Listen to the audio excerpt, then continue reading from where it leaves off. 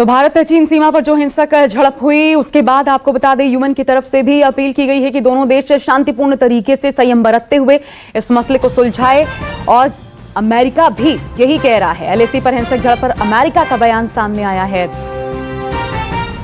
हम हालात को मॉनिटर कर रहे हैं, यह अमेरिका का कहना है। स्थिति सामान्य हो, हम यही चाहते हैं। बातचीत में दोनों देशों ने पीछे हटने की बात की थी, ऐसे में इस पर अमल होना चाहिए। मेरे साथ खास मेहमान बने हुए हैं colonel U S Rathore, retired colonel Tej Tikku. Rathore sahab, बात वहीं से मैं शुरू करना चाहती हूँ एक बार फिर, क्योंकि अमेरिका एक बहुत नपा तुला अमेरिका की तरफ से बयान सामने आया है। जब एक्चुअल जरूरत होती है ऐसे मसलों पर कि कौन सा देश किस ओर खड़ा है, हमें कितना समर्थन मिल रहा है, तब ये नपे तुले बयान ही सामने आते हैं और इसलिए दूसरे देशों के भरोसे हमें आगे बढ़ना है, ये अपेक्षा तो करनी ही नहीं चाहिए। लेकिन इन स्थितियों में आखिर हल क्या है? डिमार्केशन को लेकर के हम कैसे कूटनीतिक स्तर पर, जब कहीं ना कहीं एक संदेश है चाइना को भी कि ऑस्ट्रेलिया, अमेरिका जैसे देश हमारे साथ हैं, एक अलग थलग चाइना पहले ही हो चुका है, चाहे साउथ चाइना सी को लेकर के जो विवाद अलग अलग देशों के साथ चाइना के हैं, तो कूटनीतिक स्तर पर हमारा प्रयास इस वक्त क्या होना चाहिए कि चाइना पीछे हटने को मजबूर हो जाए? देखिए, इसके ऊपर कुछ पृष्ठभूमि मैं बताना चाहूंगा कि कोरोना महामारी के साथ जो चीन की पूरे विश्व में बेइज्जती हुई है और लोगों ने उसके ऊपर आक्षेप लगाया है कि उसने इसे फैलाया है। ऑस्ट्रेलिया के साथ भी चीन के यही संबंध है। अमेरिका खुलेआम चीन को दोषी मानता है कि कोरोना की बीमारी उसने फैलाई।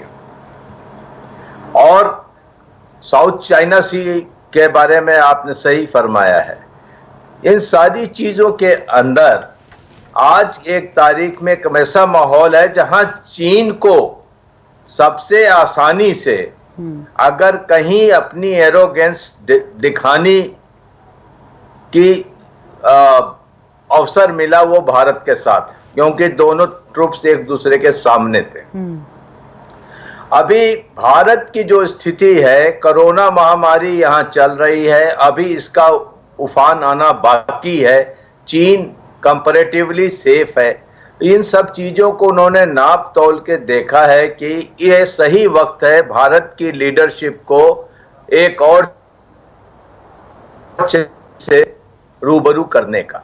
यही चीन नेपाल में हो रही है। अभी आपकी बात यह है कि अमेरिका का बयान या यूनाइटेड नेशंस का बयान नपा तुला, इन सारे प्रकरणों में नपा तुला ही बयान आता है और जो सपोर्ट है वो बैकडोर और बैकएंड सपोर्ट होता है और वो काफी बड़ा सपोर्ट होता है। यूनाइटेड नेशंस की चिंता स्वाभाविक है।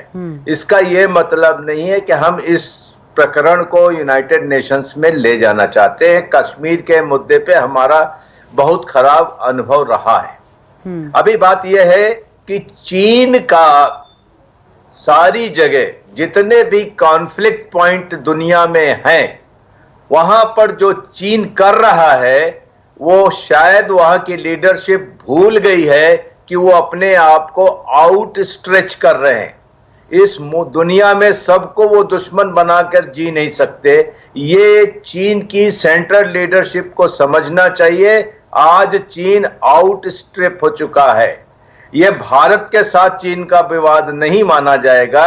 इस विवाद में सारे देश धीरे धीरे शामिल होंगे। अगर इतिहास के पन्ने उठा के चीनी लीडरशिप पढ़ेगी, यही चीज, यही हर्ष हिटलर का हुआ था। ये बहुत दूर नहीं है, ये परिणति उसी मुताबिक होने वाली है। चीनी लीडरशिप को समझना चाहिए कि जो रास्ता इन्होंने अपनाया है यह विनाश की ओर जाता है। हो सकता है इनका आर्थिक पतन हो सकता है इनका मिलिट्री पतन हो सकता है कि कई देश मिलकर इनके ऊपर कोई बड़ी कार्रवाई करें। सिर्फ ये समय का तकाजा है और सिर्फ समय की बात है। बिल्कुल, हमें धैर्य रखना चाहिए। बहुत सही बात सर आपने कही। हिमाकत का जवाब तो हमें देना होगा। आर्थिक रूप से कैसे कमर तोड़ी जा सकती है, क्योंकि भारत के पास ऐसा करने का हौसला है, लेकिन वो कदम किस रूप में उठाने होंगे, बात इस पर भी